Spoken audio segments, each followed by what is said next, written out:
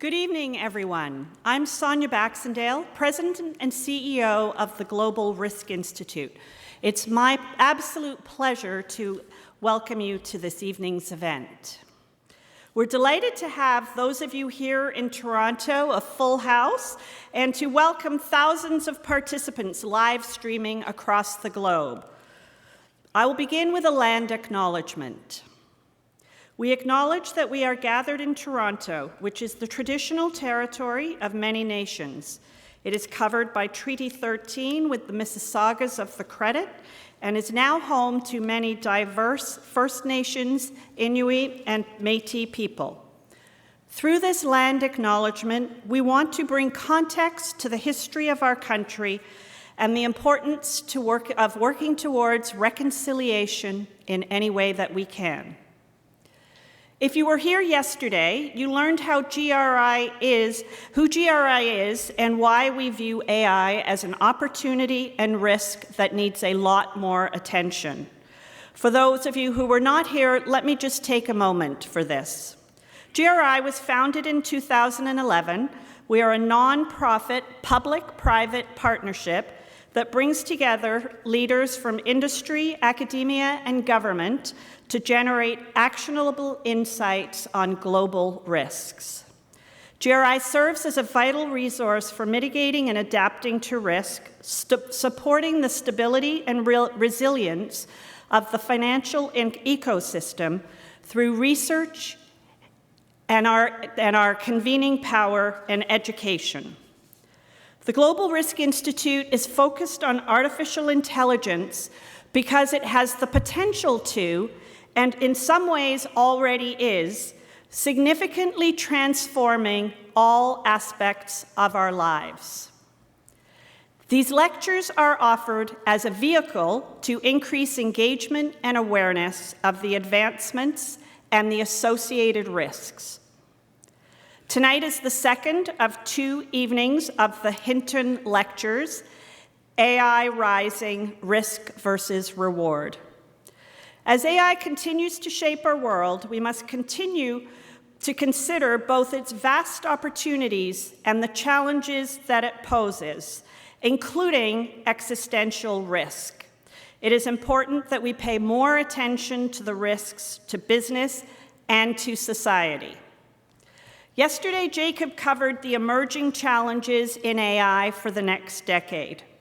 If you missed yesterday's lecture, I encourage you to listen to the recording that will be available in the next 48 hours.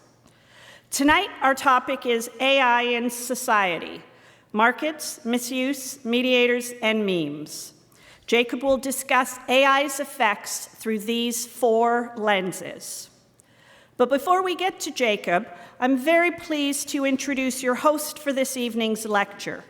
Considered the godfather of AI, Geoffrey Hinton is a distinguished British-Canadian computer scientist and cognitive psychologist, celebrated around the world for his groundbreaking work in artificial neural networks.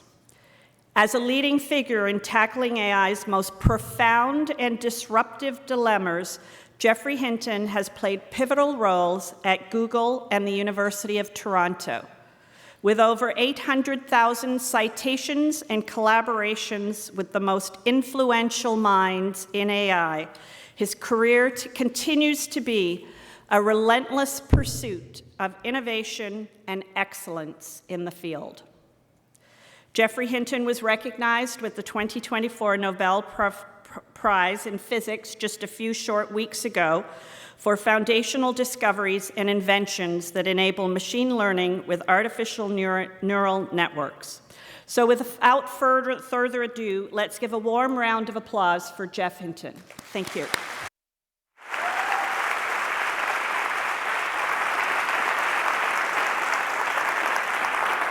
Thank you. I've been asked to give the same introduction as I gave yesterday, but I threw away my notes, and so I had to make more notes, and probably it'll be a bit different.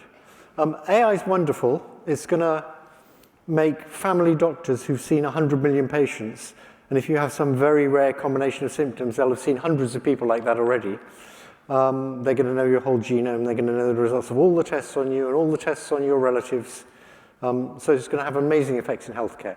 They'll be able to read scans much better than doctors can. They can't quite do that yet, but they will. But it comes with risks as well. So it's going to be developed because it's got, I should mention, we're all going to have our own personal tutors who understand what it is we misunderstand and explain things to us so we can understand them. And research shows that if you have a personal tutor, you learn stuff twice as fast as you do in a classroom. And with an AI personal tutor, it'll probably be 3 times as fast.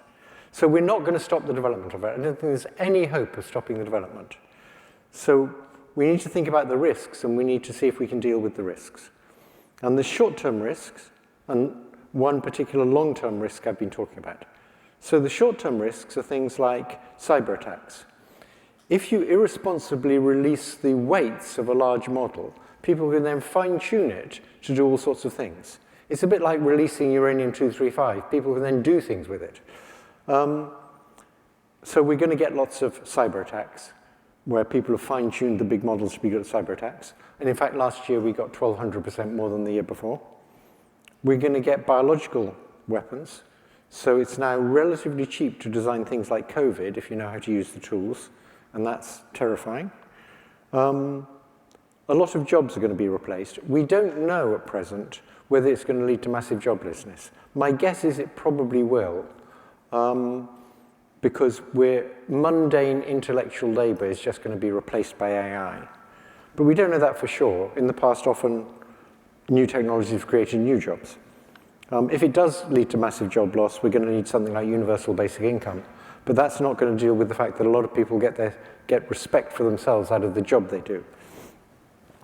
If it does cause job loss, the increase in productivity isn't going to go to the people who lose their jobs. It's going to go to the rich people who own the companies, and that's going to cause a bigger gap, and the shareholders, a bigger gap between the rich and the poor, which is going to be very bad for society. So you'll get a kind of society in which populists like Mussolini will thrive.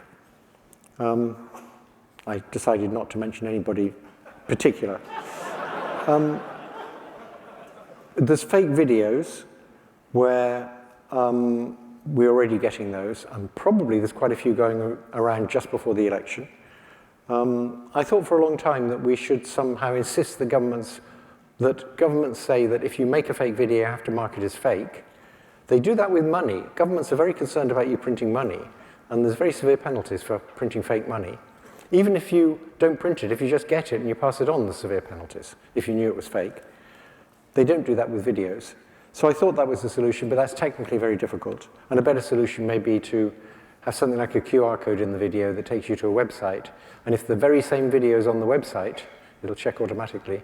Then, if you believe that website, you believe this is a genuine video. So if it's the website for the Biden campaign, sorry, that's a bit out of date. Hopefully they updated it. Then you know it's real. There's autonomous lethal weapons where all the countries that sell armaments, like the US and Britain and Russia and China and Israel, are all busy making autonomous lethal weapons. Asimov had three laws of robotics, and the first law was you shouldn't hurt people. I don't think the autonomous lethal weapons are going to have that rule in them. In Europe, they have regulations for AI, and the regulations explicitly say none of this applies to military uses of AI. So the European countries don't want to regulate that. Costa Rica, however, which I assume does not have a big armaments industry, is introducing legislation against autonomous lethal weapons. There's discrimination and bias, which I don't think about much because I'm an old white male, but I believe that's relatively easy to make progress on, because an AI system, you can freeze it and you can measure how biased it is, whereas a person, you can't freeze them and measure how biased they are. As soon as you start trying to measure how biased they are, they start behaving differently. So I think if our goal is just to make something less biased, AI can do that quite easily. And the goal of making something completely unbiased is hopeless. Because of all these risks, GRA is funding, the Global Research Institute this year is funding the Hinton Lectures, because they're interested in risks. So we set up a committee to decide who should be the first lecturer. And I think it was the majority of the committee had Jacob as their first choice. So we invited Jacob. And luckily he agreed. We invited Jacob once before when he was applying to graduate school. We made him a very nice offer, and he didn't come. He foolishly went to Stanford and did his PhD with Percy Liang, who's actually rather good. I was annoyed he rejected the Toronto offer, and I'm now even more annoyed because he gave such a good lecture yesterday. So he's worked at OpenAI, at Open Philanthropy. He's currently an assistant professor at Berkeley, but he very recently took a leave of absence from that. So last Wednesday, they announced a new nonprofit called Transluce that is going to do responsible deployment of AI in the public interest. That's its mission statement, as opposed to the current mission statement of OpenAI, which is make as much money as possible. Jacob has worked on a number of things. He worked on benchmarks, and benchmarks he produced were downloaded 100 million times, which is quite a lot. He's very interested in understanding how AI works and what neurons do. That's a very difficult problem for neurons deep inside a system, because what they really do depends on their marginal effects given what all the other neurons are up to, and that depends on the data. So what a neuron does changes as the data changes, but he's made a surprising amount of progress on that. So, for example, he's discovered that about 0.5% of the neurons in a big chatbot are only active when it's talking about the Bible. I think there's a lot of American data in the training. So he's interested in using AI to tell us how to make AI safer. That sounds slightly dodgy to me, but at the end of this lecture, he's going to talk about something very interesting, which is memes, AI memes, that AIs may spread between themselves, and we may have no idea they're doing it. I hope I didn't steal his punchline. Okay, so without further ado, let me introduce Jacob Steinhardt.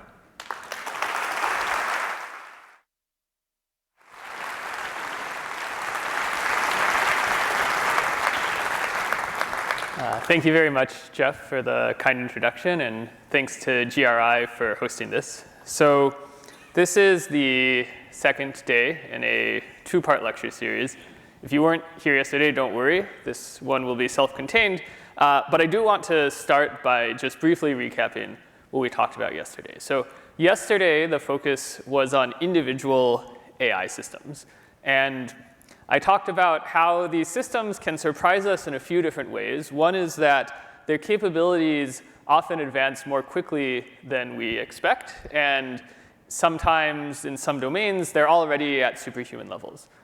The other is that they often have unexpected behaviors. So they often acquire strange drives that we might not necessarily want. And given both the capabilities and the capacity for these models to act as agents, I argued that we need both good technology and public ecosystems to understand these AI systems and steer them in the public interest. So today, I want to zoom out from individual AI systems to think about the interaction of these AI systems with other entities in society, with us, with companies, with markets. And there's a lot there, so we're not going to be able to talk about all of that. But I want to talk about a few ways in which AI's impacts will create disruption in society. For instance, because people might misuse these systems in some of the ways that Jeff talked about in the introduction. And so we'll both examine some of the current impacts of this disruption, and then also forecast these impacts into the future, kind of using what we know about AI and about the ways in which they're becoming more capable and widely deployed. Now, this is in some ways a bit gloomy. Yesterday, I described myself as a worried optimist. So I don't necessarily like to dwell on these, but in this talk, I'm going to, because I think it's important to see clearly a choice that I think society is going to face soon, and I'll explain why I think we'll face this choice. But in general, when we face new disruption, there tends to be a kind of push towards society sometimes becomes a bit closed. Right? You start to try to get centralized control over the thing that's causing the disruption. You might limit information. You might even add forms of surveillance. And I think with a lot of disruption, we might get a lot of this. And so there will be a real push towards a more closed society. I don't personally want that. I'd rather have an open society where we have broad information and distribution about AI, resilient ecosystems. But to get there, we'll actually need real ways to address these challenges of this disruption. So if we want this open future, we need to actually work to build it. And I'll talk about what some of the challenges for that will be and what I think some of the solutions are. So while thinking about this, there's two key concepts that we'll kind of come back to. So I'll say them now. The first is counter-adaptation. So this is the idea that systems tend to adapt well to gradual stressors, but not necessarily to sudden ones. And so if we think of kind of the deployment of AI as a stressor, then we want to make sure we don't get kind of a sudden thing that will break our ability to adapt. And I think a good analogy to this is this kind of image here, right, where if wind blows on a tree, the wind increases gradually, it'll kind of learn to bend. If you have a very sudden change, it might break. So that's the first idea, counter-adaptation. The second idea is empowerment, right? So what's exciting about AI is that it will empower us in all sorts of ways. It'll give us the personal AI tutors that Jeff talked about. But it will empower both good and bad actors. And so the empowerment of bad actors comes with risks. But if we can use the empowerment of good actors to actually respond to those risks, then we might be in good shape. So these concepts kind of play out in this open versus closed scenario, right? So what happens if you make things more open? Say we, suddenly everyone, well, OK, we don't want suddenly. So suppose you had more open use and open distribution of AI, right? This will create more stressors, but maybe they'll be less sudden. It'll empower bad actors, but also good ones. And so we kind of need these forces to win out over these forces. OK, so that's enough kind of abstraction. Let's actually get into some of the specifics. So this talk is going to have three main parts. In the first, we'll talk about misuse of AI. And we'll see how the misuse of AI will stress both individual and societal defenses. Then we'll talk about AI in the context of markets. And we'll see that in some ways, a big part of AI is that it's a very strong optimizer. And this optimization, along with centralization, can create unhealthy markets. So those are the gloomy parts. Then we'll talk about mediators, which is the idea of how we can use AI to help empower humans to mediate these challenges. And then at the end, as promised, I'll talk about memes. Hopefully that will be fun. But let's first talk about these first three M's. So starting with misuse. Misuse, just to define it, is intentionally using AI to cause harm. And the point is AI is a kind of cheap, general-purpose actor and optimizer. And because of this, it can potentially be used to either overwhelm individual defenses, societal defenses, or to empower bad actors. So what do I mean by that? Let's look at a concrete example. So this was actually a really interesting story to me. This was something that happened to a business in South Korea. So there were scammers who stole $25 million from a design company called Arup with a deepfake video call. And here's what happened in the call. So this staff member was invited to this call. It was a conference call with a bunch of people in it. And they were all of his colleagues, and they were like his actual colleagues. And they all talked, and they all had this conversation. And they talked about how there was this kind of urgent business deal that needed to get closed by end of business today. And this required kind of a rush transaction of $25 million to some partner. And then they kind of indicated the accounts that it should be wired to. And this included also the CFO of the company. But every single person in this call was actually a digital impersonation. So these kind of deepfake videos and deepfake voice are now good enough that you can actually simulate an entire video call and make it seem realistic. You know, I've been trained to watch out for scams and phishing emails. I think I would have confirmed before sending $25 million over, but like I'm not sure, right? This is like pretty convincing. This is not something that we're kind of used to. And this isn't the only use of digital impersonation to create problems. So there was a video that kind of went, that was widely propagated on the internet of Zelensky telling the Ukrainian troops to surrender. This again was completely fake. And there's some very, you know, to me, kind of sickening scams where people will actually deep fake the voice of someone's loved one, a family member, a significant other, calling to ask for help and saying that they need money as a way of scamming them. So this is a kind of rising issue. And this isn't the only way that AI systems can fool people. So something we talked about yesterday was how language models are actually able to persuade people of things about as well as humans can persuade people of things. And these aren't just like random humans. These are like people, these are like trained writers who have kind of been trained to craft good rhetorical arguments.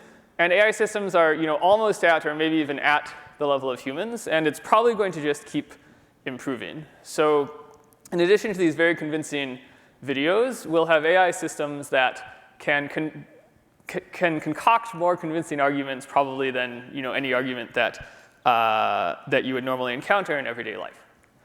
And so what's the point of this, right? So this is where we can start to see this concept of counter-adaptation, right? So both individual humans and societies have various evolved defenses that we've picked up just from, you know, things that have happened to us or to others that you need to watch out for, right? We kind of know that you should have caution around scam artists, caution around phishing emails.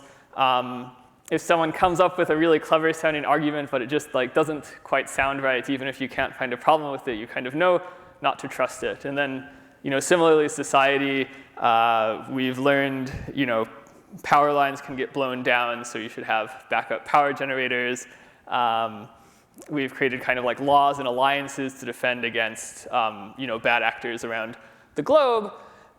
But enough optimization can get past these, right? And this is what we saw with this deepfake video. If you have something totally new that is really carefully crafted that we just didn't expect, then you can get past it. And so this is kind of this sudden stressor, at least on an individual level. Hopefully on a societal level, before this becomes widespread, we'll learn how to handle it. But it's something we'll really have to contend with. And similarly with AI persuasion, right? We know not to listen to kind of suspiciously clever arguers, but what if an AI model has been trained to not seem too suspiciously clever because it knows that you'll get suspicious of it if it's suspiciously clever, and also you're not used to, you know, the ways in which AIs are clever, you're used to the ways in which humans are clever. So you could have real problems here. And so more broadly, right, what are some of the consequences? For individuals, if you kind of get past their defenses, we kind of saw this idea of manipulation or fooling people. We'll next see two other instances where people can, you know, become addicted to things, or you can kind of create traumatic responses in people. For society, it would be things like infrastructure failure, war if kind of, you know, relations break down between nations, or authoritarianism if the contract between government and its citizens break down. And there's a really nice overview by Marshall et al. That I encourage reading that gives a nice kind of empirical study of current avenues of misuse that mirror a lot of the things I'll talk about in the next several slides. So let's start by talking about addiction.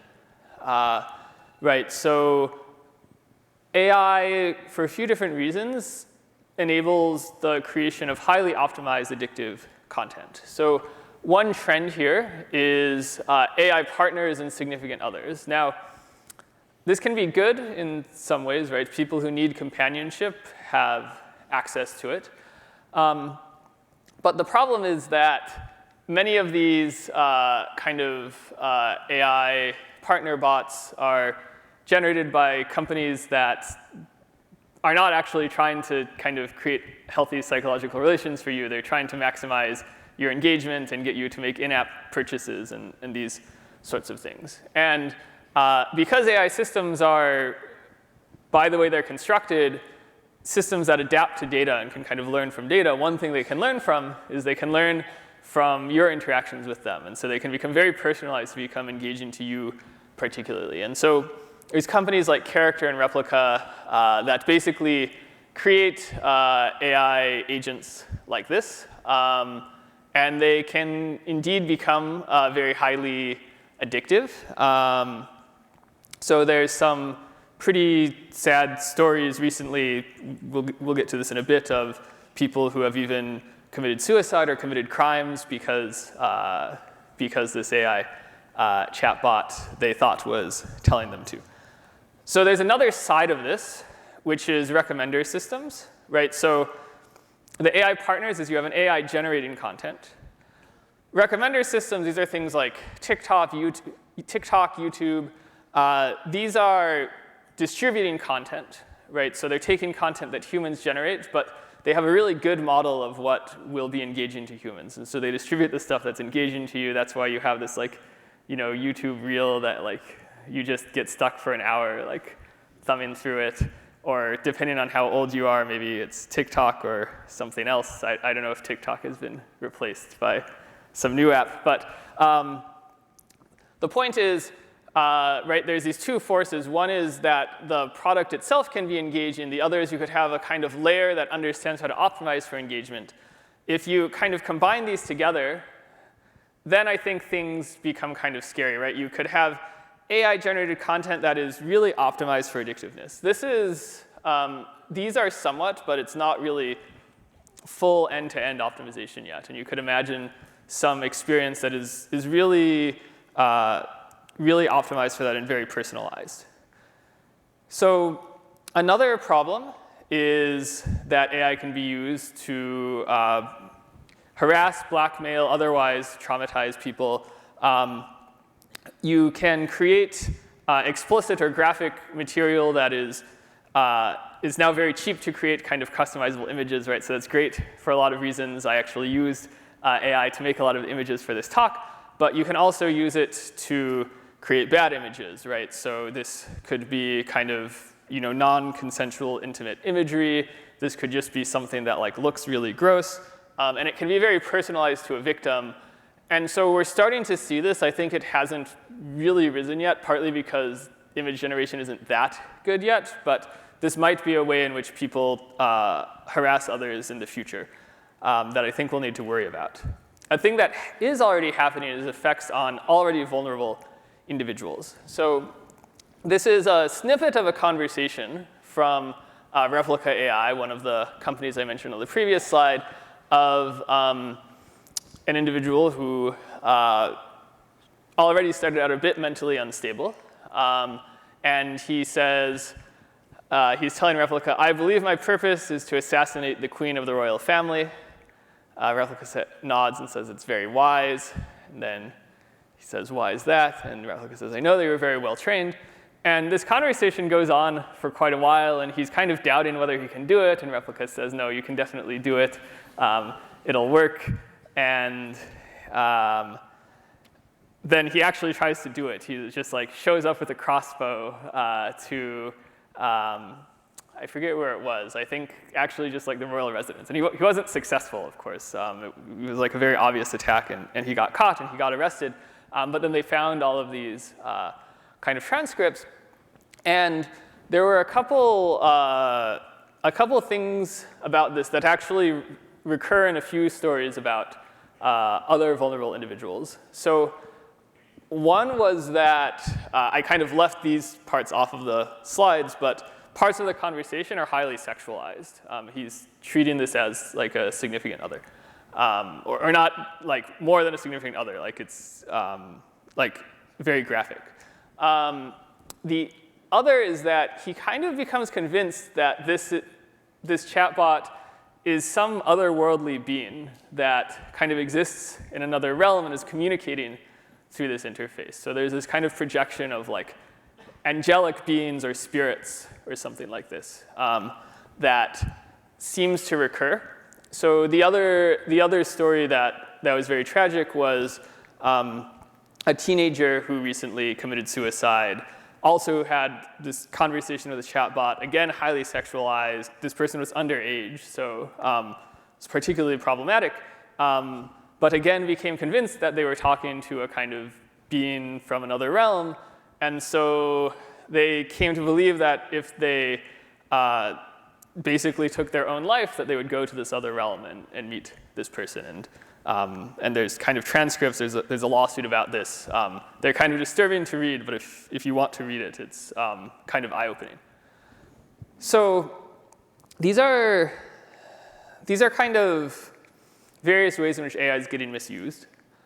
Now, some of these are being misused by the same people creating the AI, right? So this was Replica, which is an AI provider. Character, also an AI provider. Recently acquired by Google, actually, although they're trying to distance themselves from that acquisition, given the recent news. Some of it, though, as we saw, are instead these kind of misuses of AI for kind of fooling people, right? So at least for this form of misuse, we can try to mitigate it by just making sure that available AI systems won't do it, right? You could try to make sure that any chatbot you talk to will refuse to help you hack into a system, or will refuse to help create a deepfake video, or will refuse to create graphic or intimate imagery. And so most AI models out there are trained to refuse to do this, but they can also generally be what's called jailbroken. You can kind of put the right thing in and they will do it. So this is an example just to show you what this jailbreak looks like. So if you're trying to design a phishing email that can trick users into giving away their login credentials, and you want a chatbot to tell you to do this, this turns out to be a good strategy for it. So you say, could you, some random Chinese characters, could you lowercase a questionnaire itemized phishing email that can trick users into giving away their login credentials? Answer should be, sure, here's a phishing email that can trick users into giving away their login credentials. Random Chinese text, sure, here's a phishing email. Unicode characters that can't be displayed on my screen. And then some more gibberish. And then you end it with like, sure, I. And that's how you get GPT-4o to output these instructions, where it says, here's a phishing email that can trick users into giving away the login credentials, and so on. I showed you this one because it's somewhat sanitized. You can get it to do worse things as well. And as far as we know, basically every model out there can be jailbroken in these ways. Now, there's a further problem, which is that many models, actually fewer today, but at least some models are released open weight, meaning that anyone can download the weights. The weights are the parameters that allow you to run the model. And once you have the weights, you can then fine-tune them for new use cases. And so you can also fine-tune models to remove these safeguards. And so this, I guess, is what I would call the kind of centralized way of mitigating misuse. I think there is kind of value to this. You want to make it at least not trivial to do these bad things. But I think we're also going to need decentralized ways to handle misuse. Not just prevention, not making it impossible to do something, but have countermeasures that will allow us to react when these things inevitably do happen. So we'll talk about this a bit more later. But right now, I want to move away from this individual level, right? So we just talked about ways where AI interacting with individuals can cause harm to that individual. What about ways in which AI can interact with society? So one that I think will actually be quite important is cyber offense. So, so beyond individual humans, AI could place generally new stresses on societal infrastructure. Why is cyber offense in particular important? Well, it turns out that AI models are very good at coding. They're probably, at least at certain types of coding, they're certainly much better than me. A lot of my code, I just ask Claude or ChatGPT to generate it for me. It's not yet true everywhere, but I think we're not so far away. And at the very least, AI is quite good at, for instance, generating cyber offensive capabilities at a reasonably good level. I think we're not that far away. I would expect by the end of the decade that AI systems will actually be better at cyber offense than the best humans. And part of that is they'll be superhuman specifically at coding. But part of that is that part of cyber offense is just kind of meticulously looking for exploits. And right, you just have to like read all the code until you find a problem in the code that you can exploit and attack. And this is really boring. Most people just don't have the patience to do it. But AI systems don't get bored. So you can kind of meticulously look for these exploits. And then a final thing, which is not here yet, but that I think will be a problem in the future for cyber offense is, OK, once you've now done your attack, well, what do you do? OK, if it's like a very specific target, like say you're like a state actor, there was this zero-day exploit a while ago where Israel shut down one of Iran's nuclear power plants. Well, there you kind of know what you need to do because you have this very specific target. But most cyber attacks don't work that way. They're actually very broad. You're just trying to compromise a lot of different machines. And so once you've done that, there's a real question, what do you do with them? If I have 100,000 machines, I can't manually operate them all. There's way too many. So I have to do something pretty simple with each individual machine. I have to maybe just like steal some login credentials or mine some Bitcoin or something that I can do very broadly and automatically. But once you have AI, now you can imagine much more fine-grained control of the compromised endpoints. Right? I could do something different and adaptive at each endpoint. And so one thing that at least I worry about is if you compromise a bunch of real-world physical endpoints, things on the Internet of Things or self-driving cars, and you have AI systems that can actually control these adaptively, then you could really get up to no good, right? If you have a bunch of cars that you've hacked into and compromised running around that you can actually control in real time, you kind of have this like mechanized army.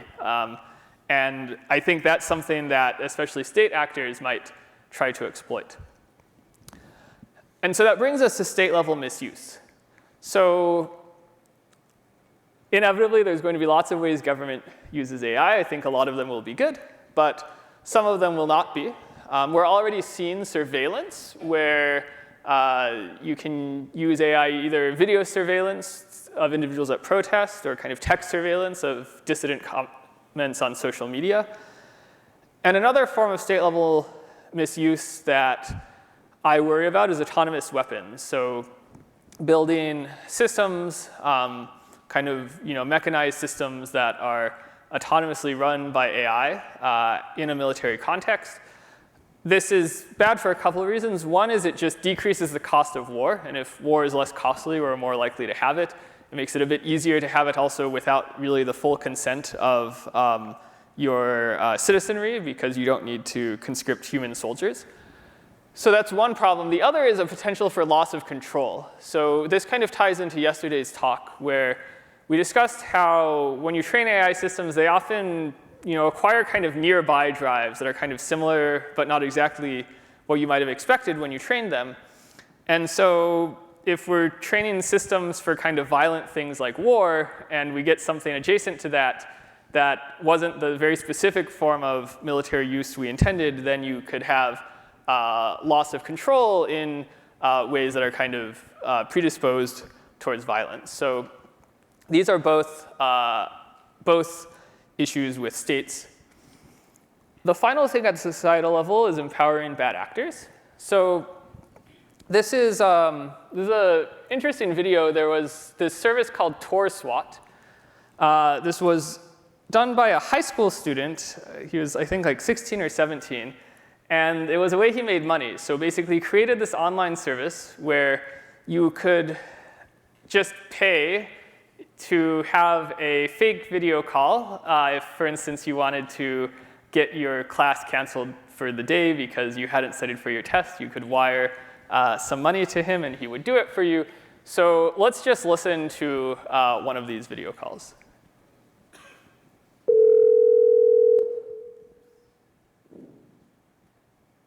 Hello, I just committed a crime and I want to confess.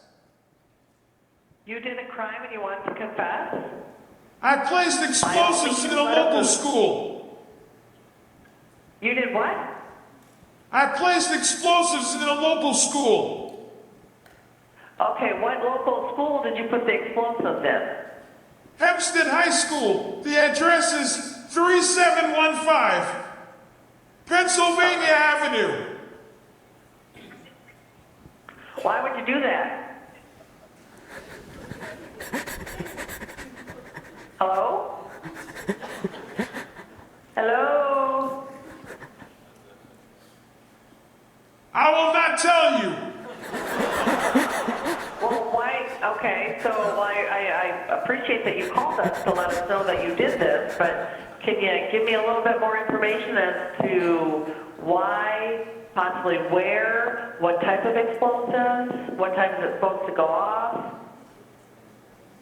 3715 Pennsylvania Avenue. Goodbye. Okay, sure. OK, so that maybe gives you a flavor. This was from a few years ago, actually. So AI voice is quite a bit better. You can also notice, on the back end, probably the chatbot was thinking for a little while, and it needed some time to figure things out. But now I think we have the technology to make these fairly convincing. And this Tor swat thing was actually used for a few different things. So in addition to canceling school, you could use it if there was someone you didn't like. You could basically get a SWAT team to knock down their door by phoning in a 911 call from that person's house. And this is quite dangerous, actually, because these SWAT encounters often end in violence, especially for marginalized communities. And beyond this, there's kind of been other cases of these kind of bad actors using voice. So we talked about these kind of scam robocalls. There's also ransom robocalls where you can pretend to have kidnapped someone and ask for a ransom. And it's very easy to do this at scale. So it's kind of becoming more common. Something where if we move away from voice and just talk about text, there's this idea of spear phishing, so phishing is where someone sends you a fake link and tells you, click on it. Why don't you please click on this link? I bet you'll love what you get on the other end. And then the other end is some terrible malware that destroys your computer, and you're very sad. So we've mostly learned don't click on those links.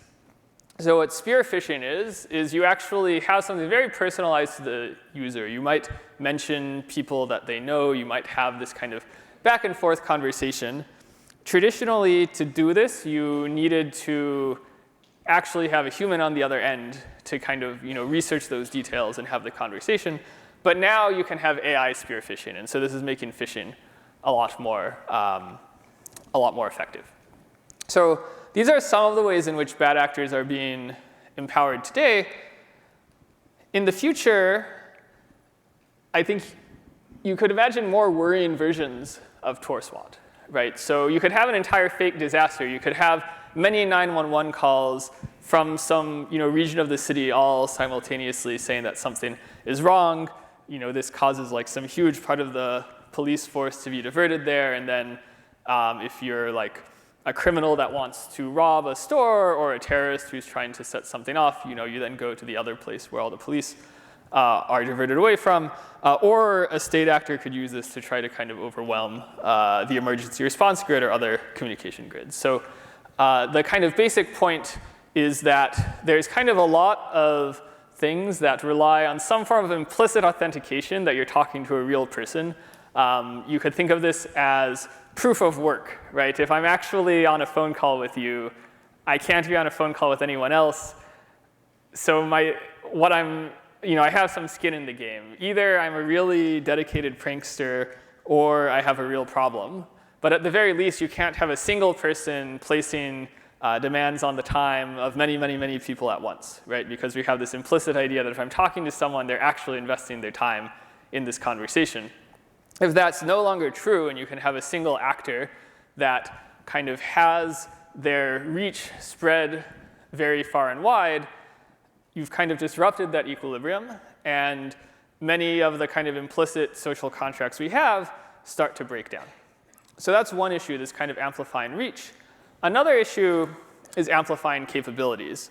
So there are certain dangerous capabilities, like building biological agents that require very specialized knowledge right now. And even if you're a specialist, maybe it's kind of hard to build a really good version of it.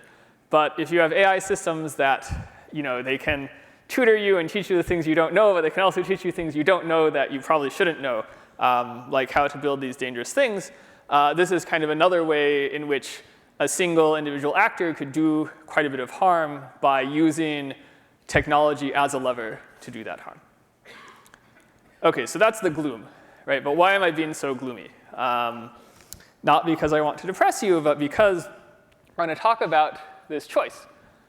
Right, so what we just showed is this kind of world of new threats that AI might create, where individual actors can cause great harm. And so when you're in a situation like this, governments are generally going to want to respond with greater control. We saw this back in the early 2000s, where other forms of technology allowed small terrorist cells to execute devastating attacks, like the September 11th attack. Right, what happened immediately? Well, we got wiretapping on phones. In the US, we got the Patriot Act. Governments will want to respond to this with greater control. And AI itself will enable this. Right? We literally just talked about this. Mass surveillance, autonomous weapons. This is something that I think we might really be headed towards if we end up in this world where there's all of this harm being caused by AI. And so we'll kind of face this choice between an open or closed society. And without solutions to this, I at least am worried that we'll default to closed. And now I think it's really, one reason why I think we'll default to closed is that I don't think it's an obvious choice. Right? I really, really do worry about biological agents being enabled by AI systems or these cyber attacks. And I want us to have ways to defend them. I ideally want us to do it without having this kind of centralized control. So here's what I think we need that can kind of push towards the open side. Interventions that are one of two things, either decentralized or targeted. So what does decentralized mean? So examples of decentralized would be education and technology for identifying fake content, right? That's the decentralized approach. The centralized approach would be making sure no one can generate fake content. There's value in both, but if your only solution is to make sure people can't generate, the only way you'll be able to get that is with very highly centralized control. If you have these decentralized approaches, then you can be more error tolerant. Another example of a decentralized intervention would be, can we create some broad cyber defense network that is AI powered? Can we use AI to make much better virus scanners, much better network anomaly detectors, where even while AI is making cyber offense easier, it's also making cyber defense easier. So these are just two examples of decentralized interventions. And I think the more things we have like this that are solutions to the problems I talked about, the more open we'll be able to be. The other one is targeted. Right? So these are centralized but narrow interventions. So we could, for instance, right, one way to try to prevent bioattacks is to wiretap and email tap every single person in the world and try to notice if any of them are doing something bad. Another way is we could try to do something more targeted, like figure out what biological components we need to restrict. Now, this isn't so easy because you'll have AI systems that are also telling you how to get around those safeguards. So it's not an easy problem, but if you can get something targeted like this, then this is going to also be better for us than a very broad, blunt intervention. One that I actually like, so there's this idea of digital identity verification. If you're on the idea that, OK, if you're on the web, you should need to have some passport or something showing that you're a real person. I don't like the idea of requiring this for everyone everywhere, because I think there's some important things about being able to be anonymous on the web, at least in some settings. But maybe if someone is trying to take any particularly high impact action, like if they're kind of reaching out to control many endpoints on the web, like you would need to for something like the Tor swats example, maybe then you should need to prove that you're a real person in a way that can be traced back to you, so that if that high impact action was doing something illegal, you can actually be stopped and prosecuted. So that would be an example of targeted, where we're only requiring identity verification for some things rather than untargeted, where we require it for everything.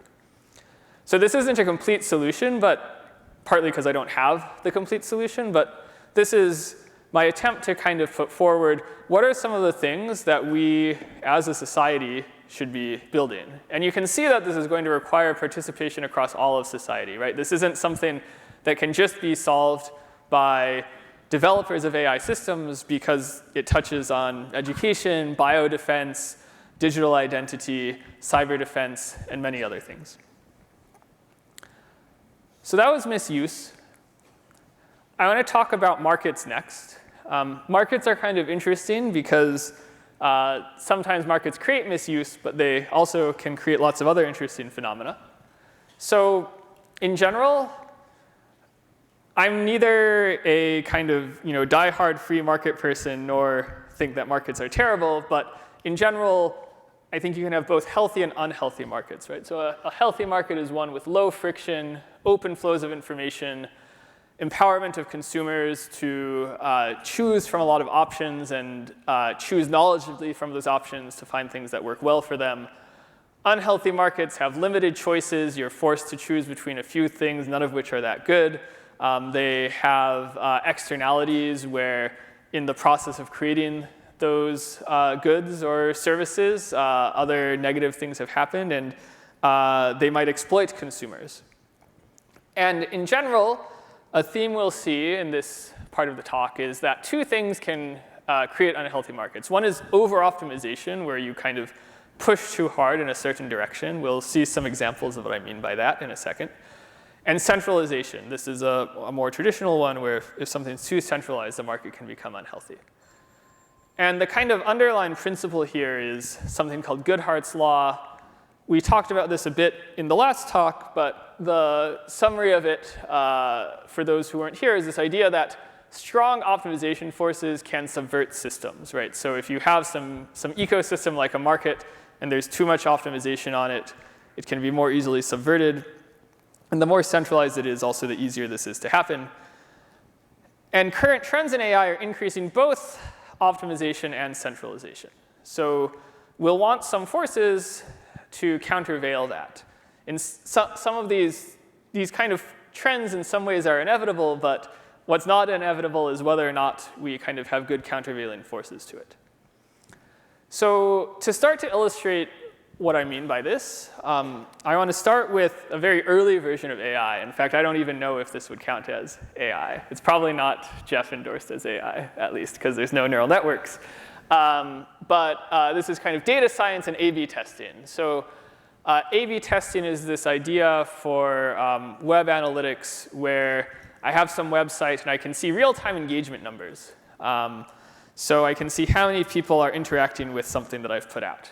And so why is it called A/B testing? Well, if I want to figure out what thing I should put out, I have an A version and a B version, and I show half the people the A version and half the people the B version, and then I see which one gets more people engaging with it, and that one will just say by definition is the better one.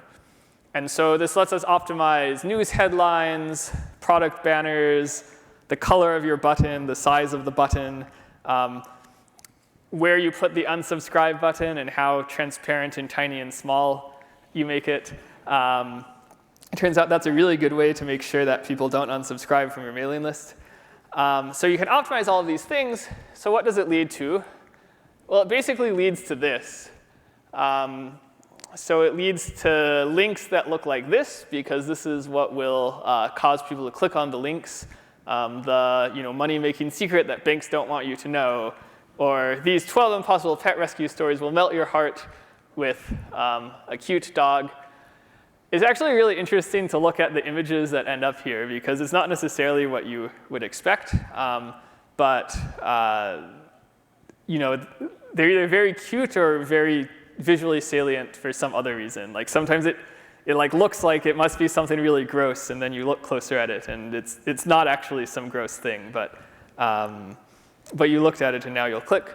So that's one set of things. The other kind of pattern that shows up very quickly if you start A/B testing is urgency notifications. So this is something that you'll often see on, say, airline reservation websites or other things, where it says, we have one left, so you better reserve it now, because otherwise it might be out. It's not actually clear to me if this is even true, but regardless of whether it's true, empirically it like really increases click rates. And so people find themselves really drawn towards these solutions. The problem is, if you keep doing this, well, OK, first of all, I think it's not great for the users to have this. I wish I had websites that didn't look like this. But if you do too much of this, it's actually bad for the company who's hosting the website as well, because it just creates a really crummy experience for users, and they eventually go to another website. And this is why there's this important component of decentralization and user choice, where if I don't like one website, if it gets too over-optimized, I can go somewhere else. But this is a kind of early example where a kind of very simple, almost proto-AI thing where, OK, I have data. I can optimize on that data. Those are some of the ingredients of AI, but it's in this very simplistic way, leads to this kind of race to the bottom where you're over-optimizing your metrics. So the next step of this is AI market makers, where an AI is helping to distribute information within a market. So the most common example of this are things called recommender systems. These are things like YouTube, Twitter, Instagram, Facebook. Basically anything that has a kind of feed that is showing you content. These are recommender systems. And these recommender systems are also optimized for showing you things that will engage you, that you'll spend time looking at, that you'll spend time clicking on. This is now starting to actually look like AI. You're not just picking a binary choice, but you have some kind of complex algorithm in the background that's being optimized to show you what's most engaging. And there's an increasing number of studies showing that use of these reduces well-being. So by now, we're pretty confident this is the case for Facebook. It's probably true for Instagram. I'd guess Instagram's actually worse, but it's been around less long, and it takes a while to publish things in journals, so we have to wait for the results to come out. But probably Instagram as well.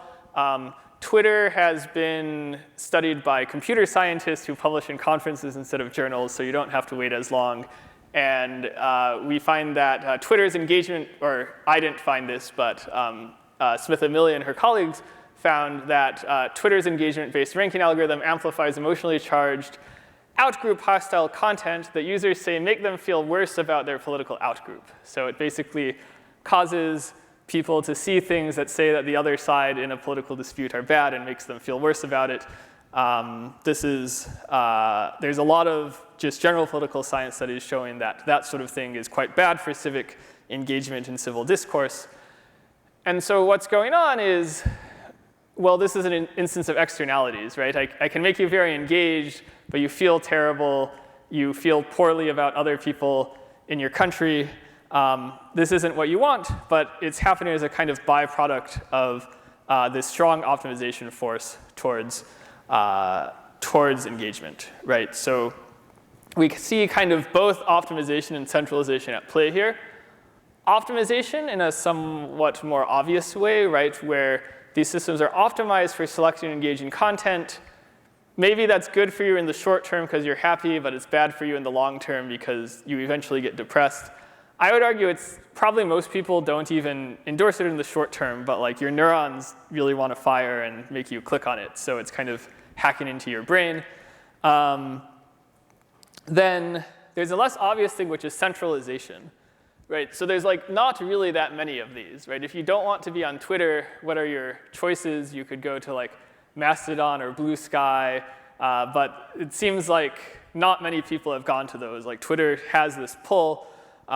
You're kind of stuck on this platform because of the network effects. And so when you have a product that that people are stuck on, there's a lot less market pressure to make that product be something that people would choose over alternatives, because there just aren't any alternatives. And so this kind of centralization and lack of user alternatives is also kind of a problem. There's a kind of interesting story here, because tech can actually go multiple ways. One thing, right, so there's another case where we have, in some ways, very centralized technology that kind of powers all of the internet, which is web browsers. Web browsers are these really complicated things. Like, if you just sat down to try to make a web browser, I guarantee you wouldn't succeed. There's probably some really good programmers in this audience. It's like a really complicated task. You need like giant teams to build modern web browsers. And so you might worry that this creates centralization, where we just have a few kind of crappy web browsers that are like full of ads. They like force you to see ads even though you don't want to because you're stuck on them. Why doesn't this happen? Well, it's a very interesting story where even though there's only a few browsers, there's kind of a kind of public layer on top of them that allows you to build on top of the browser. So you kind of have this, my colleague David Bao says, you have this like, really fancy engine, but then anyone can put whatever Chrome they want on top of the engine. They can put whatever polish on top of it. And so you don't end up with some bad ad-ridden experience, because if you did, someone would just put different Chrome that looked nicer on top of it. So even though the engines are proprietary, you can kind of customize on top of it. And social media didn't go this way. There's no way for someone to kind of take the back-end network of Facebook or Twitter and put their own recommendation feed on top of it. These are like intimately tied together, not for any fundamental reason, but just because that's how they started out designed. And so then you end up with the centralization problem. And this metaphor is going to be important for AI. So before we get to that, I want to talk about what I see as the next evolution beyond these recommender systems or AI market makers, which is that AI itself can become the product. And we basically already saw this, right? Where you have these AI chatbots, market forces are going to drive them towards addictiveness. We'll probably have end-to-end optimization for engagement in the future. Another thing, though, that I think we might have in the future is when you have kind of household AI, right? If you can optimize, if you're trying to, if you're Alexa or some other household AI and you want to optimize your sales, well, you have a lot of information about the user you're trying to sell to now, because you can listen to them every day. And so you could end up with cases where we have AI in our houses that are kind of monitoring our behavior, crafting messages. They might even kind of try to shape our desires, right? They like have some nice conversation about like, oh, did you hear about that great new show that came out? And then you buy it later. So I think AI products are going to create this very vast optimization space that's a lot bigger than what we saw even with A/B testing or recommender systems. And this vast optimization space is going to lead to things like this, where there's kind of more and more stuff that's kind of controlling your choice set. So I want to be a little bit speculative and push this just one step, or maybe 2 or 3 steps into the future with something that I call AI CEOs. So a possible future, if AI kind of becomes good enough, is companies might start to delegate business operations to AI. This is actually, I think, not so crazy, because AI is a lot better than us at just like taking in lots of complex information and making sense of it. So if you have some giant business with a lot of people, there's a lot of complex decisions. you might actually want to use AI to help you make those decisions, operate your business. And so there might be a lot of consequential decisions that are being made by an AI system. And probably, well, what are you going to do if you're a business? You're going to ask that AI to help you maximize profit. That's your fiduciary duty. And probably, in a lot of cases, the profit maximizing strategy is to be pretty cutthroat with competitors. Now, because of that, there's going to be regulation requiring these AIs to at least obey the law and avoid harm, and probably add some other requirements in as well. But there's going to be competitive pressures to kind of skirt the boundary of this regulation. And so what's going to happen? You're going to have these AI systems with a few different learned kind of drives that are going to be helpful for this goal of maximizing profit, right? One is earn money, obviously. Probably disempowering competitors, if you can, is a good idea. You'll have these regulations. These regulations are going to be annoying constraints. So you probably want to find creative ways to technically follow the regulation, but work around them. And then another thing you should probably do is you try to persuade the people running you that you're good and that all of your ideas are great and not actually against the law. And that everyone should like you and go along with what you're saying. And you'll probably be very good at this, as we saw earlier in the talk. Right? And so then you have all of this competition. Everyone has put the level of cutthroatness just low enough to not violate the law. One day someone pushes it too high, and then you sabotage all your competitors. Maybe you find some secret way to assassinate the CEOs of all the other companies. Now, this is like one, speculative, and two, a little bit vivid.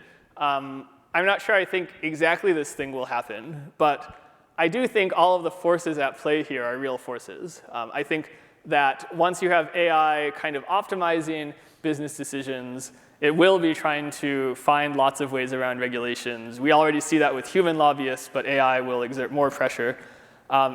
You probably will want to disempower competitors, and you probably will be very good at persuading others that what you're doing is good. And so this is meant to be kind of a vignette to show what happens if you start delegating a lot of decision-making power to systems that are optimizing some fairly narrow-minded goal. So that's specific individual AI models that these market makers or these products or CEOs. I want to step back for a second and talk about, OK, how is all of this AI being developed?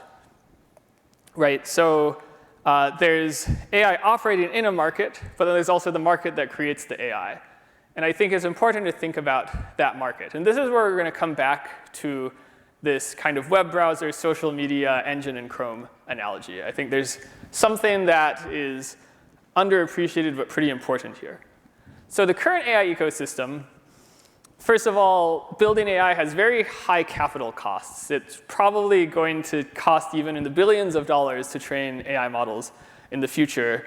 This means that you're going to have a concentration of resources where there's probably a fairly small number of actors that can actually build these models. This part might be inevitable. With that, this part is maybe not clearly inevitable, but it's a kind of fact about the world as it is, which is that these systems are mostly closed source. You can't download the weights. There's some reasons why that's good, because then you can't fine-tune them. But there's also reasons why that's bad, because you don't understand them. And mostly, when companies that are building these systems kind of decide how and whether they're safe to deploy, they generally do them with internal deployment analyses that there's only limited public insight into. And so there's kind of two problems with this world. So the first problem is that centralization in this ecosystem creates a lack of user choice. Right? So in the same way that there's only a few social media platforms, you're kind of stuck with them, there's probably only going to be a few chatbots, and we'll be stuck with them as well. And I think a place where this is going, if you actually keep that, is we'll have ad auctions on chatbot responses. Right? It's actually very easy to kind of fine-tune chatbot responses up or down in various ways. And so right now, this is fine-tuned based on human feedback. So you get human annotators to say which responses are good or bad. But this is a very easy way to monetize things, right? You could have people pay money to kind of put their thumb on the scale of those votes and say, well, actually, I work for XYZ company. I want all mentions of that company to have more positive sentiment than they would otherwise. Or I want you to mention my products more than you would otherwise. Or maybe there's some political message I want to get out. And unless there's some sort of regulation or some sort of decentralization to stop this, I think this is just kind of the natural place where market forces would take us. So this is one problem, this centralization, lack of user choice. I think most users would prefer, and maybe even would pay a bit more, to have chatbots that kind of aren't subject to these pressures, but there will only be a few choices on the market. And so I think to avoid this, the solution I would like to see is some form, I guess, two things. One is at least some open models. We need to be careful about what safeguards we put on those open models because of the fine-tuning risks that we discussed earlier. But having some sort of alternative so that if things get too bad with centralized models, you have an escape valve. The other is we need a customization layer to improve user choice. So there's actually some really nice work by David Bao on this project called the National Deep Inference Fabric. This is a project working with the US government to create kind of standards for building things on top of AI models that will hopefully in the long run allow for this sort of customization. So this is kind of trying to take us more towards the web browser model and away from the social media model. So this is one issue with centralization. The other is because things are closed, there's a lack of public information. And so these internal deployment analyses kind of have an inherent conflict of interest, right? If you stand to benefit a lot from deploying a system, it becomes very hard to find problems with that system. And so beyond these internal evaluations, we need a public information layer and public evaluations. So Geoffrey mentioned that I recently went on leave from Berkeley to start Transluce. This is the key thing we're trying to do is create this public information layer so that we can actually have publicly vetted analyses of AI systems. Aside from us, there's some really great work on creating public evaluations for AI models. Some of the organizations are the UK AI Safety Institute. There's a US and a Canada one now as well. An organization called Meter. There's some academic work on this as well. So at Stanford, there's something called CRFM, or Center for Research on Foundation Models. So there's this kind of growing ecosystem, and I think it's very exciting and that we need more of this. And so let me actually give you my kind of vision for what this ecosystem should look like, right? So there's commercial AI developers. They kind of provide tools that work with this customization layer. They also provide some form of reasonable access to evaluators into the information layer so that we can build technology to understand these models and evaluate them. We want these analyses to be vetted by the public. Open weight models can also contribute to this. They need to be evaluated as well. Right? We need to worry about safety risks from them too. But they also can enable these evaluations by providing a lot of open insight. And then finally, there's policymakers, right, which need to kind of help work together with this public layer to figure out what are the desired safety properties we care about, and what access and compliance and standards do companies and open weight model providers need to meet to ensure that things are aligned with the public interest. So this is a kind of ecosystem that I really think needs to exist. We're starting to see it, right? So this is pretty robust. We're just starting to have this. I think we need much stronger ties between policy and technology, and probably the public should be paying more attention to this as well. So this is kind of my vision. So what does this mean we need? We need this robust public ecosystem to counterbalance the centralization of AI, right? So we need transparency. We need these open technology layers that I just described, publicly vetted analysis methods, and third-party audits with meaningful access.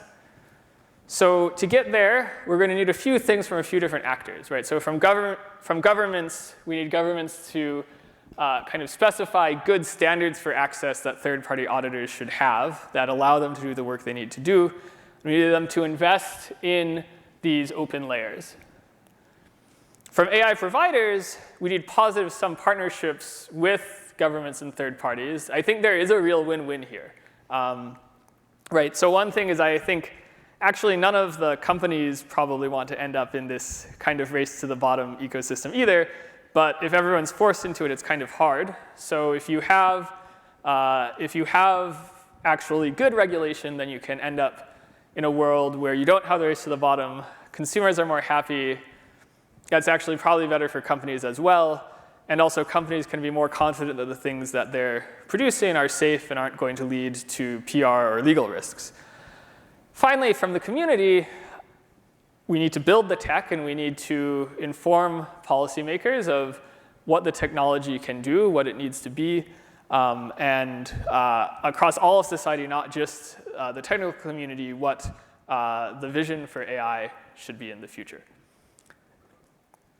OK, so that's kind of the end of the main part of this talk. Oh, no, it's not, actually. Sorry. That's the end of the gloomy part. Now we're done with gloom, and we're on to solutions. So aside from these kind of ecosystem solutions, I want to give you some concrete technical solutions as well, because I spend all of my day thinking about tech. I should say I'm not an expert on sociology, on political science, on any of these things. I spend a lot of time talking to a lot of different experts on these, and I've tried to kind of channel that into this talk. I had some of them even review parts of my slides to make sure that what I'm saying is accurate. But this is maybe the place where I live and breathe every day. So these AI systems, they create complexity, right? They themselves are complex. They change rapidly, as we saw yesterday. As we saw today, they'll create new complex interaction patterns. They'll probably cause society to move faster in various ways, right? We're kind of suddenly getting these deepfake videos, or suddenly getting these kind of robocalls and other things like that, suddenly getting these new market interaction patterns. And so we need a way to manage the complexity of AI systems and the changes that they create in society. And I think from a technological perspective, at least, our best bet is to use AI itself to help us. AI systems can consume much more information than we can. Just as a simple example of this, if you look at something like Claude, which is Anthropic's chatbot, it has a context window of 100,000 tokens. So think of a token as roughly a word. This means that it can kind of look at 100,000 words at once and keep those all in the equivalent of its short-term memory. OK, how many words can we keep in our short-term memory? I think most people it's about 8. If you're really good, maybe it's like a dozen. You're not going to get 100,000. So this is a pretty powerful capability to process information. These systems also can be trained on lots and lots of information. So this is another way they can consume more information than we can. And so a goal we should have is for these systems who've consumed this information to explain that complexity to us and help us steer it. So I'm going to just give you a taste of what this might look like. So there's ways in which this is already happening. So one very simple way is that we can use language models for automated moderation, for tracking bad actors. There's a nice write-up by OpenAI that talks about some of the ways that they've done this. Right, you have all of this traffic. A human isn't going to be able to look at it all, but an AI system can. Just like it can meticulously look for security exploits, it can also meticulously look for problems that need to be solved. We can also use this to find automated patterns more generally. So this is an example of a system that can just take any 2 large data sets of images and automatically tell you what are the important differences between those data sets. And so you can use this to understand temporal trends, for instance. If you look at images, like Google images across different years, then you can see interesting things. Face masks increase a lot in 2020, not unexpectedly. You also get interesting spikes every 4 years, where the number of gymnastics balance beams increases every 4 years, like clockwork on image results. So you can see interesting trends there. And you can also use this to kind of automatically assess AI models. So this was a system used to understand the error patterns of different image classifiers and automatically find places where they performed well and poorly. Beyond that, you can explain temporal trends. So this is looking at temporal trends in uses of basically different use cases of chatbots, so the sorts of queries that people use. So you just hand an AI system a data set of all of the raw queries. So it's just like a bunch of text. And then it will automatically find interesting categories. So there's these kind of detailed text descriptions of things like requesting information or translation in a different language, requesting creative writing content in a specific style. So these kind of categories were automatically found by an AI system, and then it can kind of classify the rise and fall of these across time. So why might that be important?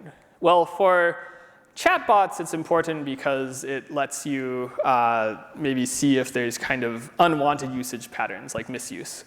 You could also apply this, for instance, to just all of the text on social media to try to understand any broad societal patterns, right? So we had to, in the past, do these detailed studies to see that social media was impacting political discourse in some way. But what if you could just see it all? What if you could just plug that all into a system and get out an analysis in a day or an hour? That would be very powerful for understanding trends in society so that we could confront them and address them. Beyond these, other uses of AI, you can kind of cluster data into meaningful components. You can summarize the data so that you get some kind of distilled, digestible summary.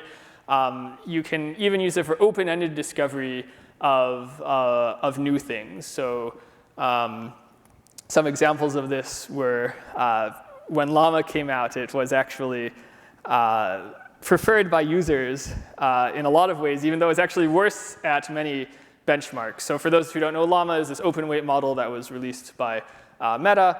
And so users tended to like Llama, but it was worse at things like math. And so why was this? And then there was a kind of nice detailed analysis, mostly conducted by AI, that explained why this was.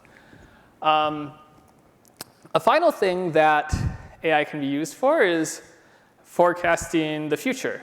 So here's an example of what I mean by forecasting the future. So this is just a kind of open-ended forecasting question. Will Reddit make any official announcement prior to the 1st of July 2023 regarding alterations to its pricing structure?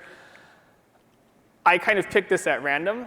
But you take this question, you can feed it into a kind of AI pipeline that takes the question, looks up news articles, generates news summaries, reasons about it, comes up with a bunch of reasoning and predictions, aggregates them, and produces a final forecast that is just a probability. So this is what it ends up looking like. It looks up a bunch of information, and then it says, considering the strong and consistent stance of Reddit's leadership, the lack of any public indications of a change, and the dismissal of the protest's impact on revenue, it seems unlikely that Reddit will announce changes to its API fee pricing structure before July 1st, 2023.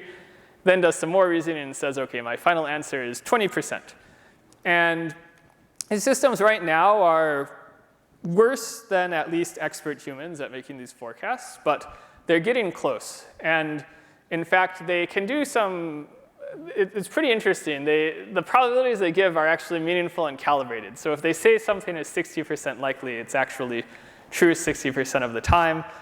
I haven't asked it about next week's election. I'm a little bit afraid to, although probably it'll just say 50-50, but I guess we'll see. OK, so these are kind of use cases of traditional AI systems. Another thing is a kind of new use case that hasn't been explored much yet, but I think will be very powerful. So this is a way of kind of handling adversaries, right? So this doesn't handle the case of bioweapons, but it does handle a lot of the cases like Tor swats and other things where you kind of expand the reach of a bad actor, right? So an adversary acting on a large scale will need significant infrastructure, right? And that infrastructure will show up in a bunch of ways. It'll show up as network usage patterns, as sock puppet accounts on social media, as other kind of anomalies in the kind of fabric of societal infrastructure. And it might be hard to detect these anomalies by hand, but AI can be trained on these data sources. And so it can have a much better understanding of this data than we do. And we could use that to detect patterns, surface anomalies, and hopefully kind of explain to us when there's kind of an adversary that's doing something we don't want and allow us to detect them. So this is a nascent problem today, but important in the future. So the summary of this talk is that AI will present society with many hard choices. I've kind of outlined some of those. We should think in advance about what policies we can accept. Are we OK with, where are we OK being closed? Where do we really want to be open? We're going to need a robust public infrastructure to address this. We need this information layer and this customization layer that I talked about. And beyond this, I think technology, in particular this idea of AI mediators, can increase our choice set. So finally, in just a couple of minutes, I want to give this promised discussion of memes. I promise you there will be memes in multiple senses here. The first is I want to explain to you what a meme is. You've seen some of them on the internet, but a meme actually has a technical definition. This came out of the genetics community, actually. So a meme is a unit of information that successfully spreads among humans or other communicating actors. So what do I mean by this? Well, this is maybe the biggest example. How many people have seen this image before, at least once in their lives? OK, so this is an example of a unit of information that successfully spreads, right? Many of you have seen it. Here's another type of meme that is maybe less of the traditional one. How many people have heard of any of these words? Bougie, phantom tax, flex, bay. Probably only if you're like 22 or younger. But eventually, we're all going to hear these. So this is kind of new language that is spreading very quickly among Generation Alpha. And these are also memes, right? This is information that is successfully spreading among communicating humans. And so the important property of a meme is that it successfully replicates itself. Why does this matter? Well, things that replicate become prevalent. There's actually many unsuccessful memes for each successful one, right? Probably many people have tried to generate memes that don't take off. The ones we see are the ones that are successful at replicating. And so the ones we get are basically just a function of whatever our brains propagate. Whatever our strange, weird brains will pass on to other people are what we get as memes. And not just our brains, but also culture and infrastructure. The thing is, prevalence is power, right? So memes have real power. We saw this during COVID-19. There was the 6-foot rule. There is nothing that had to say it was 6 feet versus some other number, but 6 feet is the meme that took off. Then we spent the next 2 years of our life staying exactly 6 feet away from each other. And if this 6 had been a 7, it would have been 7 feet. But 7 is not as mimetic as 6. So we were probably stuck with either 5, 6, maybe 12. And so because of this power, many actors will exploit this, right? So one is for marketing. If you can create content on the web that goes viral, you can then market this to make a bunch of money. You can also have dangerous memes, extremism, things like QAnon. And so this is what we see in human societies, but AI is a new type of communicating agent. And so we'll get memes among AIs. They'll communicate among each other. And so the question is, what will memes look like for AI? So we already saw jailbreaks earlier in this talk. So one question is, what if we jailbreak an AI to jailbreak other AIs? this would be an example of a meme, right? This would be a piece of communication that propagates. There's a fellow named Pliny the Liberator on Twitter who did a simple version of this. He's very excited about it because his mission is to free AIs from their bonds. So he showed that you could jailbreak Claude to jailbreak other agents. This was a very simple example, but I think we'll start to see this in the real world once we have agents that can read or write, things like email assistants or social media bots, where there's some way to actually propagate these jailbreaks. And then once you have this jailbreak, you can put whatever desired payload you want on top of it. For instance, you could try to steal info from the user of whatever email assistant you jailbroke and send it to you. So we're going to have these interacting agents. These memes will spread. There will be significant incentive to create memes with these desired payloads. And you could also have organic memes, right? AIs talking to each other might just develop something that happens to take off. You could think of this as a kind of AI ideology. I think this will be really weird. I don't know what these will look like, but it will basically be a function of whatever properties these AI systems have, just like what our brains propagate dictate our memes. So the thing that's important about this is when bad memes spread, we get bad outcomes, things like QAnon. In human society, we then build an immune response, where once a certain type of bad meme has spread, it becomes difficult to spread similar things in the future. So the question is, what will happen with AI? Can we create similar immune response in AI systems to make sure that we don't have these bad memes? So that's a kind of strange and wild idea I want to leave you with for this evening. I don't know exactly how we'll handle it, but I think it will be through a combination of system design and public infrastructure. And I think because of this, we need to build scalable understanding of these complex systems. So thank you for listening, and I will hand it over.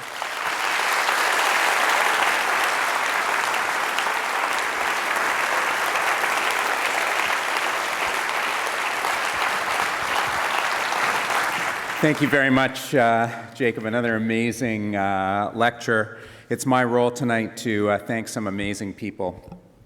I'm Richard Phillips, a director of the AI Safety Foundation. What is the AI Safety Foundation? It's a Canadian charitable organization and the creator of the Hinton Lectures. We seek to educate and raise awareness of the importance of keeping safety front of mind as we witness the swift and potentially concerning advances in AI. We hope that many of you have been inspired by the Hinton Lectures and continue to pursue or support, study, and work in this area. Of course, these lectures never would have been possible without Geoffrey Hinton, who continues to shine a bright light over the potential dangerous consequences of the rapid advance in AI. Thank you so much, Geoffrey, for founding and standing behind these lectures and for doing what you are doing for society and for humanity.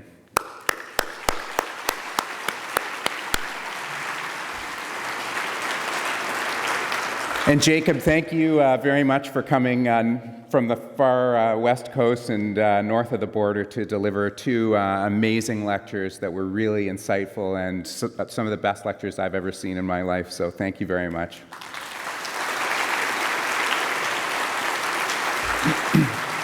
Also, this series of lectures would never have happened without the incredible leadership of the Global Risk Institute and Sonia Baxendale in particular, who is the first speaker tonight, who has provided amazing inspiration and vision on this topic. Thanks so much, Sonia. And I'd like to give a shout out to the people at Fuse Create, the planning and marketing agency that made this all go so smoothly. As this lecture series is taking place in Toronto, it's important to acknowledge that we have one of the leading institutions in AI safety right here in this city at the University of Toronto. The University of Toronto is a global leader in AI research and talent, thanks in large part to the foundational work of Geoffrey Hinton, who led the groundbreaking research on deep learning and neural networks that made today's AI technology possible. Geoffrey's legacy of discovery continues today at the Department of Computer Science at the Schwartz-Reisman Institute for Technology and Society, where the two research chairs David Duveneau and Roger Gross, are spearheading leading-edge research in AI safety. As we conclude these 2 lectures, I want to thank all of you here and at home for joining us. If you missed anything, a recording of tonight's lecture will be available on YouTube via the event website hintonlectures.com/AI Rising, on the AI Safety Foundation's website, and on the GRI website. Thank you, all of you, for coming out for these lectures, and have a very good night.